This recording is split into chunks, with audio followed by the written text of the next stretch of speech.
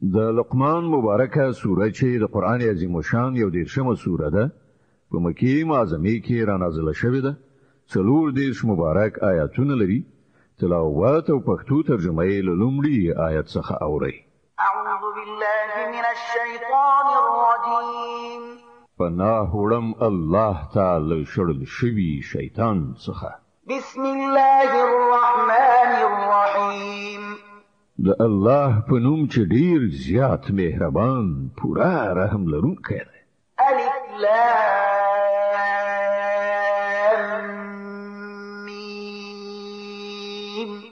تلك آيات الكتاب الحكيم هدى ورحمة للمحسنين الذين يقيمون الصلاة ويؤتون الزكاة وهم بالآخرة هم يوقنون أولئك على هدى من ربهم وأولئك هم المفلحون. الف لام میم. دا د حکمت درلودونکي کتاب آیاتونه دي. هدایت او رحمت د نیکو کارو خلکو لپاره چې لمونځ قایموي، زکات ورکوي او په آخرت باندې باور لري. همدغه خلک د خپل پروردګار له لوري په سمه لار دي او هم دوی بری موندونکي دي. ومن الناس من يشتري لهو الحديث ليضل عن سبيل الله بغير علم ويتخذها هزوا أولئك لهم عذاب مهين. او له همدې انسانانو نه داسې څوک هم شته چې چټي او عبث خبرې پیري تر څو چې خلک د الله له لارې څخه له علم نه پرته ګمراه کړي او د دغې لارې په بلنې پورې مسخري وکړي. د دغسې خلکو لپاره سخت ذلیل کوونکی عذاب دی. وَإِذَا تُتْلَى عَلَيْهِ آيَاتُنَا وَلَّى مُسْتَكْبِرًا كَأَن لَّمْ يَسْمَعْهَا كَأَنَّ فِي أُذُنَيْهِ وَقْرًا فَبَشِّرْهُ بِعَذَابٍ أَلِيمٍ. غته چې کله زموږ آیاتونه اورول کیږي نو هغه په ډیر غرور سره په داسې شان مخاړوي لکه چې هغه سره هغه اورېدلی نه دي، ګواکې چې د هغه غوږونه کاڼه دي. خنو زیره ورکړه هغه ته دی دردناک عذاب. إن الذين آمنوا وعملوا الصالحات لهم جنات النعيم خالدين فيها وعد الله حقا وهو العزيز الحكيم. البته کوم خلک چې ایمان راوړي او ښه عملونه وکړي د هغو لپاره په نعمت پر معمور جنتونه دي چې په هغو کې به هغوی د تل لپاره اوسي. دا د الله په وعده ده او هغه برلاسه او د حکمت څښتن دی. خلق السماوات بغير عمد ترونها وألقى في الأرض رواسي أن تميد بكم وبث فيها من كل دابة وأنزلنا من السماء ماء فأنبتنا فيها من كل زوج كريم. هغه اسمانونه به ستنو پیدا کړل چې تاسو وینئ. هغه په ځمکه کې غرونه خښ کړل تر څو چې هغه په تاسو ونه ګرځي. هغه په ځمکه کې هر راز خزنده ژوندۍ ساکه خوار کړل او له اسمانه اوبو ورولي او په ځمکه کې راز راز غوره شیان زرغون کړل. هذا خلق الله فأروني ماذا خلق الذين من دونه بل الظالمون في ضلال مبين. دا خودی د الله پیدا کول. اوس ما ته راوخی دغه نورو څه پیدا کړی دي. اصلي خبره دا ده چې دغه ظالمان په څرګنده ګمراهۍ کې غورځېدلي دي. ولقد آتينا لقمان الحكمة أن اشكر لله ومن يشكر فإنما يشكر لنفسه ومن كفر فإن الله غني حميد. مونږ لقمان ته حکمت ورکړی وو چې د الله شکرګزار اوسه. هر څوک چې شکر وباسي د هغه شکر د هغه د خپل ځان لپاره ګټور دی، او څوک چې کفر اختیار کړي کافر شي نو په حقیقت کې الله بے نیازه او خود په خپل استایل شوی دی. وَإِذْ قَالَ لُقْمَانُ لِابْنِهِ وَهُوَ يَعِظُهُ يَا بُنَيَّ لَا تُشْرِكْ بِاللَّهِ إِنَّ الشِّرْكَ لَظُلْمٌ عَظِيمٌ.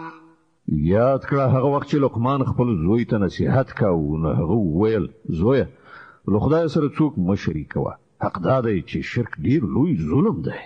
وَوَصَّيْنَا الْإِنسَانَ بِوَالِدَيْهِ حَمَلَتْهُ أُمُّهُ وَهْنًا عَلَى وَهْنٍ وَفِصَالُهُ فِي عَامَيْنِ أَنِ اشْكُرْ لِي وَلِوَالِدَيْكَ إِلَيَّ الْمَصِيرُ. او دا حقیقت دی چې موږ انسان ته د خپل مور او پلار د حق پیژندنې په خپل تاکید کړی دی. د هغه مور د کمزوري د پاسه کمزوري په حال کې هغه راخیسته په خپل ګیډه کې وساته او 2 کلونه په تیور کولو ولګیدل.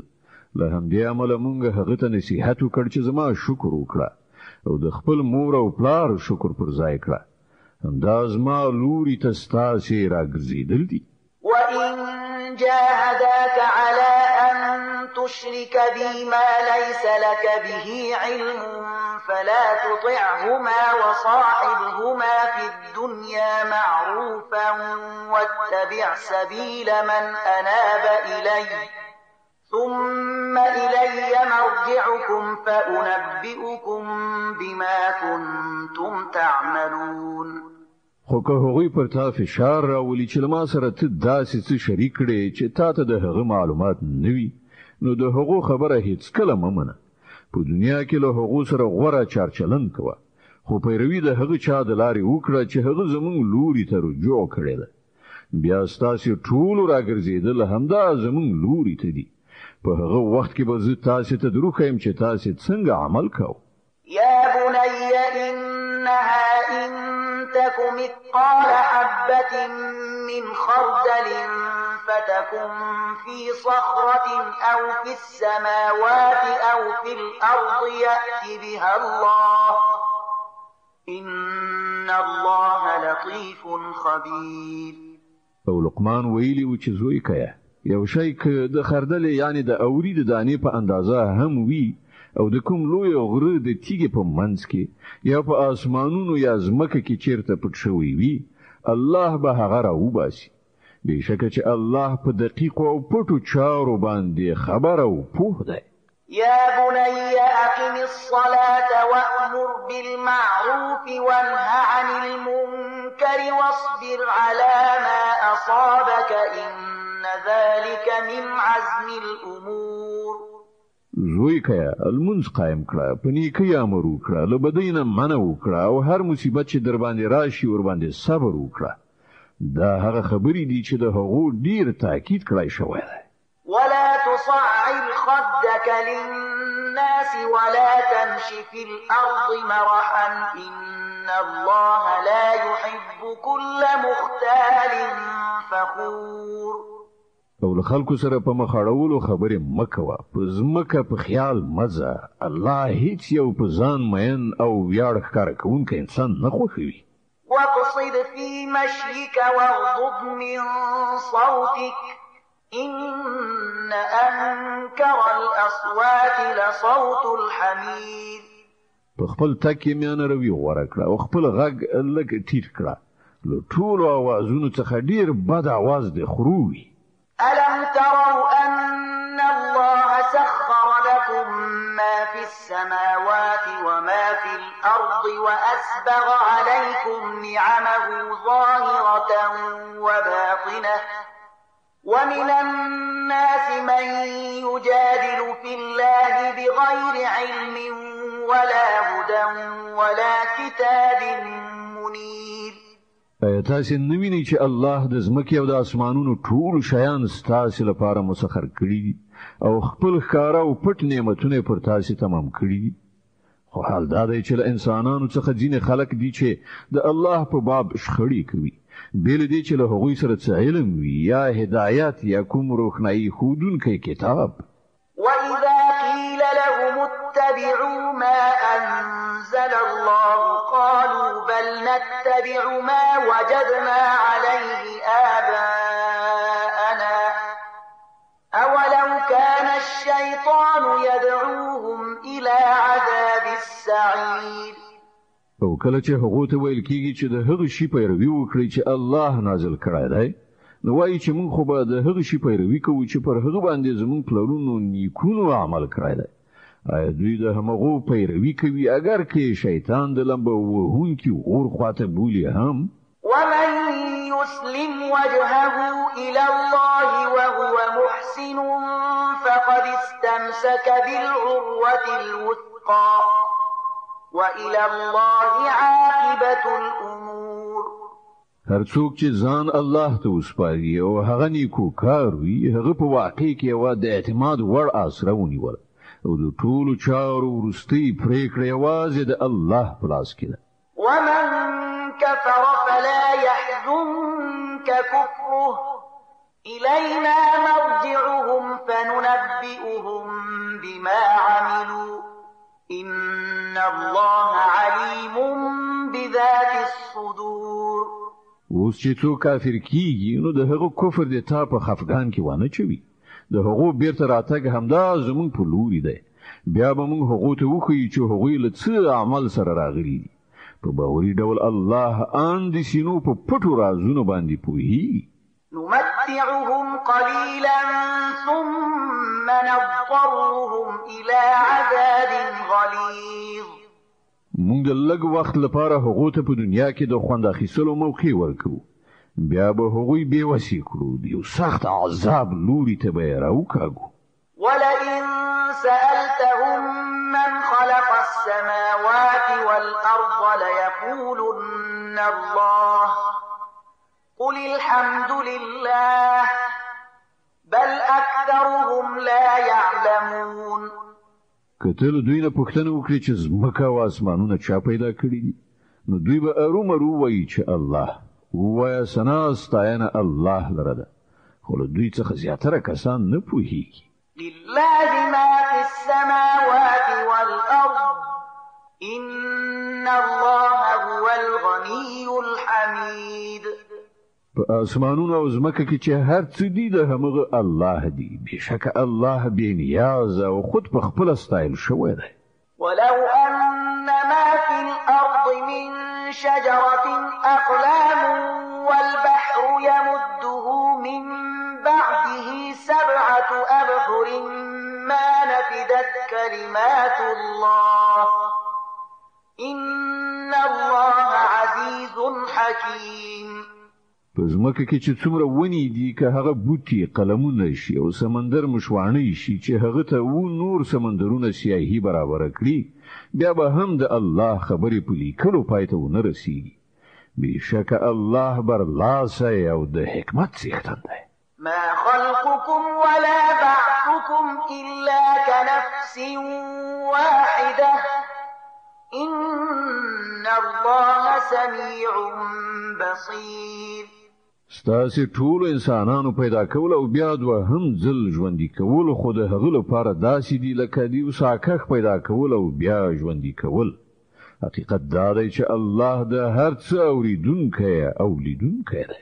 ألم تر أن الله يولج الليل في النهار ويولج النهار في الليل وسخر الشمس والقمر كل يجري إلى أجل مسمى وأن الله بما تعملون خبير.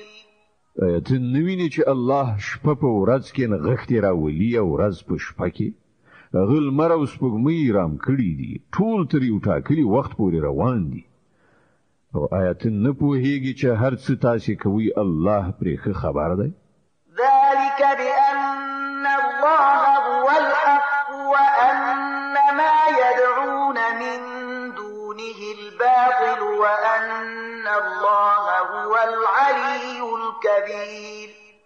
دا هر څه له دې عمله دي چې یوازې الله حق دی او له هغه پرته چې دغه خلک کوم نور شیان بولي هغه ټول باطل دي، او لدې امله چې یوازې الله د لوړې مرتبې خاوند دی. ألم تر أن الفلك تجري في البحر بنعمة الله ليريكم من آياته إن في ذلك لآيات لكل صبار شكور. آیتن نویني چې په سمندر کې کشتۍ د الله په فضل سره چلیږي ترڅو چې هغه تاسو ته خپل ځینې نښانې دروخي. په حقیقت کې په دې کې ډېرې نښانې دي د هر هغه چا لپاره چې صبر او شکر کوونکی وي. وإذا غشيهم موج كالظلل دعوا الله مخلصين له الدين فلما نجاهم إلى البر فمنهم مقتصد وما يجحد بآياتنا إلا كل ختار كفور. او کله چې په سمندر کې پر دوی یو څپه د چترو غوندې خورا شي نو دوی الله بولی د همغه لپاره د خپل دین په بیخي خالص کولو سره. بیا کله چې هغه په ژغورلو سره دوی وچې ته رسوي نو دوی نه څوک سمه لاره میانه روي او اعتدال غوره کوي او زموږ له نښانو څخه نه منکرېږي مګر هغه څوک چې بدلوزي او ناشکره دي. يا أيها الناس اتقوا ربكم واخشوا يوما لا يجزي والد عن ولده ولا مولود هو جاز عن والده شيئا إن وعد الله حق فلا تغرنكم الحياة الدنيا ولا يغرنكم بالله الغرور. ای خلکو د خپل پروردګار له غضب نه ځان وساتئ او له هغې ورځې نه وویریږئ چې هیڅکله یو پلار د خپل زوی لخوا بدله ورنه کړي او نه به کوم زوی د خپل پلار لخوا څه بدله ورکوونکی وي. په واقع کې د الله وعده ریښتینې ده نو د دنیا دغه ژوند تاسې ونه غولوي او نه د الله په معامله کې غولونکی یعنی شیطان تاسې وغولوي. إن الله عنده علم الساعة وينزل الغيث ويعلم ما في الأرحام وما تدري نفس ماذا تكسب غدا وما تدري نفس بأي أرض تموت إن الله عليم خبير. د هغه ساعت یعنی قیامت علم له الله سره ده. همغه باران وروي همغه پوهیږي چې د مایندو په ګیړو کې څو روزل کیږي. هیڅ یو ساکخ نه پوهیږي چې سبا هغه د څه ګټې کوونکی دی او نه څوک په دې خبر دی چې په کومه ځمکه کې هغه ته مرګ راتلونکی دی. یوازې الله په هر څه پوهیدونکی او با خبره دی.